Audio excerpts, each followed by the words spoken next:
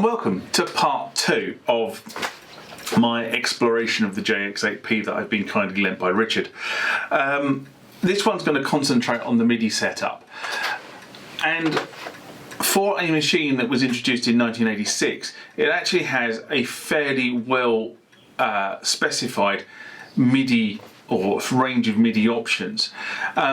You can't get into too much granular detail on how those options work, but there are a number of options that allow you to do things. For example, this keyboard allows you to operate program change, it allows you to operate aftertouch, and it also allows you to sort of send or receive velocity sensitive information, which for a machine of this age is actually not bad. Many machines around this area didn't do aftertouch, didn't do velocity sensitivity. So what I'm going to do in this video is I'm going to show you how to enter the MIDI settings and what options the keyboard has for MIDI control. So that would be a fairly simple thing. One of the things you notice about MIDI implementation on this keyboard is it's extremely poorly documented. The owner manual states what each feature is and what the parameter is on off for argument's sake, but it doesn't actually go into how to use the feature, and the service manual is really devoid of MIDI information apart from telling you what the control codes actually are, but it doesn't actually tell you in layman's English what this thing does, and this kind of is in line with the Roland documentation of many of the synths of this era, which is written in Roland, not written in English. But we will carry on and see what we can do.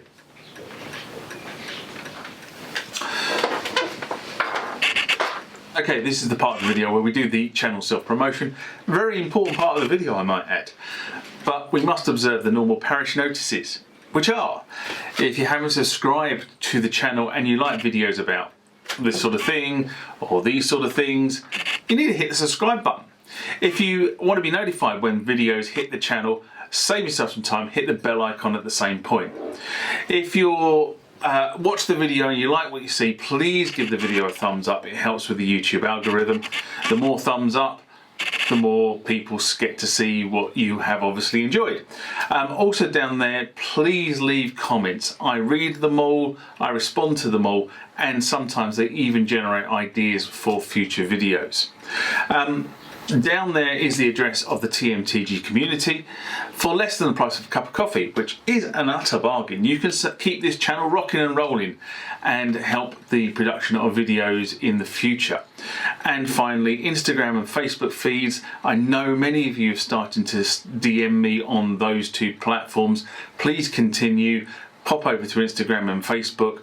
Hook me up there or tag me or whatever it is nowadays we will say about Instagram and Facebook, and you'll see all the channel notices and normal promotions that don't make it to YouTube.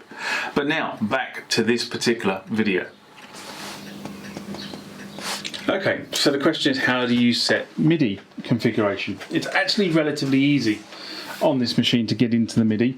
If I move the camera around to this edit menu again on the left hand side, on the right hand side, this area here, which is just off camera, and I will actually put a graphic up in the screen to show that, but that's where all the MIDI settings or all the MIDI functions are.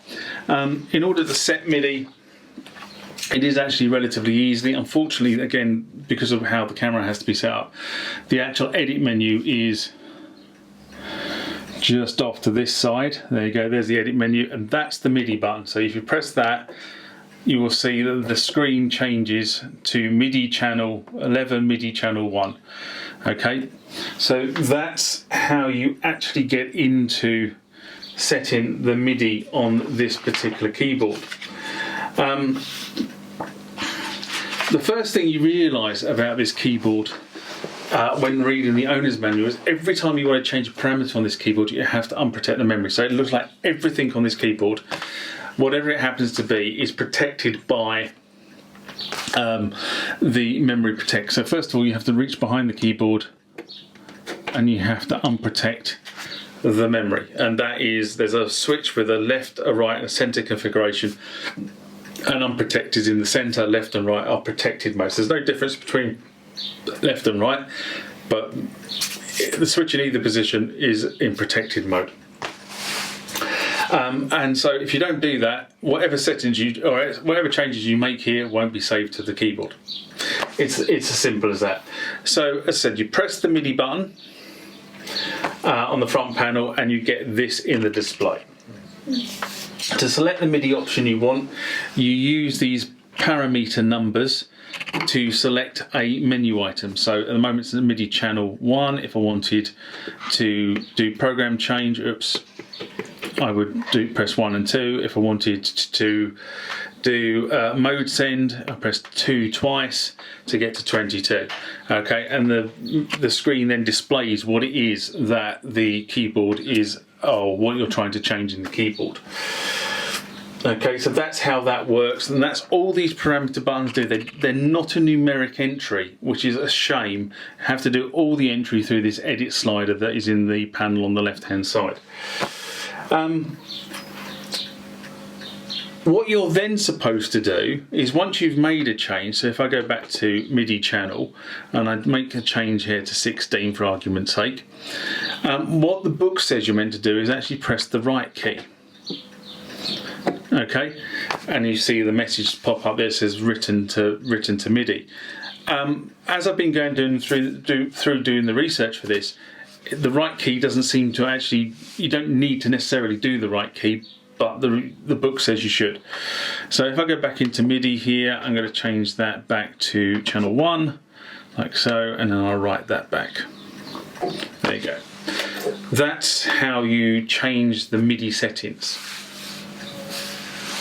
Once you've finished changing, you obviously go to the back of the keyboard and you switch the memory protect back to on, and therefore that's the memory now protected again. You can't make any further changes to MIDI or the parameters or anything, or the naming or master tune on this keyboard.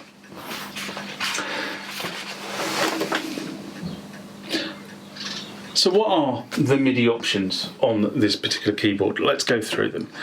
So the default option on 11 is MIDI channel. So this is what channel does the synth receive on standard 1 to 16 implementation. Program change is whether this keyboard will receive program change information. Options are on or off. The 13 is whether this keyboard will receive aftertouch information. Options are on or off. 14 is whether this keyboard will receive pitch bend information. Options on or off. 15 is whether this keyboard will receive modulation wheel information. Again, options are on or off.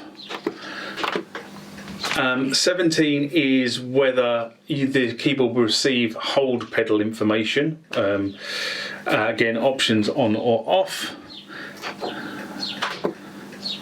18 is whether this keyboard will receive volume information, as in whether the volume can be upped or downed from a remote source. Again, options are on or off. So that's the 10-0 menu, if you like, on this side piece. Then we go on to the next bit, which is the 20s. So 21 is poly or omni. So poly means it will receive on one channel, omni means it receives on all. At the moment it's set to on, but the options are on or off. Mode send is whether the keyboard will receive change of mode data from a remote source. Again, options are on or off. Dynamics is a bit of a misname actually. It's velocity sensitive information for key strokes.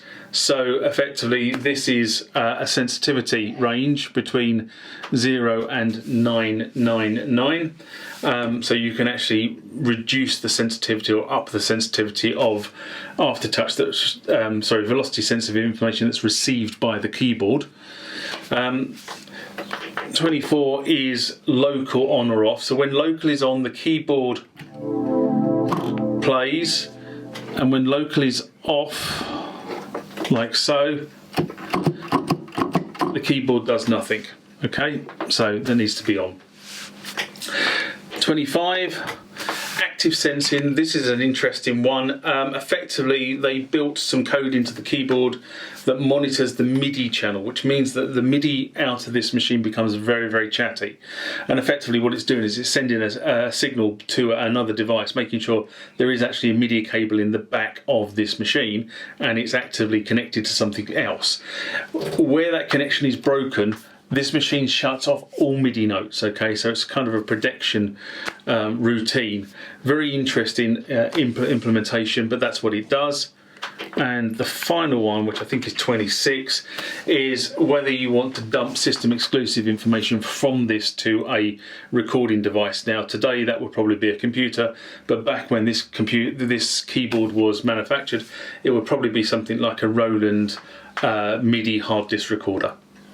And therefore there are all your MIDI options. There we go. Hopefully that video has been helpful to you if you want to change the setup of the MIDI on the JX-8P. It's relatively simple to do, as you've seen, and I've gone through the parameters. So I'll leave you for this video with my normal greeting, which is live long and prosper, and I'll see you next time. Bye bye.